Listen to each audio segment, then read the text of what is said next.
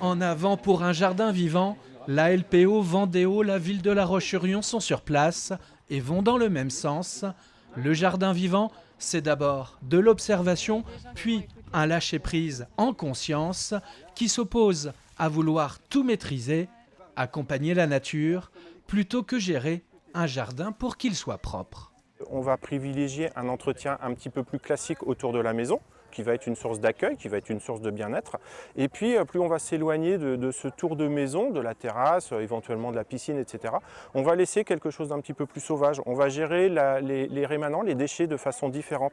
Les tailles des haies, on va peut-être les revaloriser au jardin, en haies sèches. On va peut-être garder des zones non coupées, non tondues, qu'on viendra faucher une fois par an. Déjà, c'est un petit plus dans le jardin.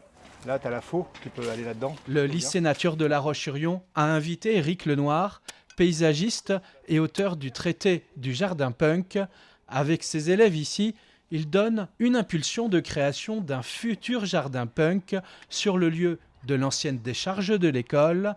Un jardin facile, rapide, pas cher à faire et à entretenir et intéressant écologiquement. On a de la grande marguerite qui est là, qui est présente, qui est sauvage. On a les centaurées qui sont sauvages. On a trouvé de la menthe pouillot, ça c'est génial, qui est typique des milieux humides. On a pu voir qu'on creuse entre les cailloux, c'est de la flotte.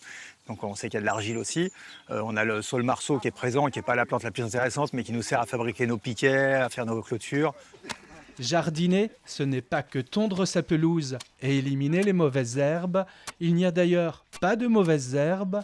Plus on va pousser l'entretien, plus on va éliminer des représentants du vivant. Il faut laisser faire la nature, il ne faut pas trop y toucher, car je pense qu'on l'a un peu trop détruite avec nos machines et les pesticides.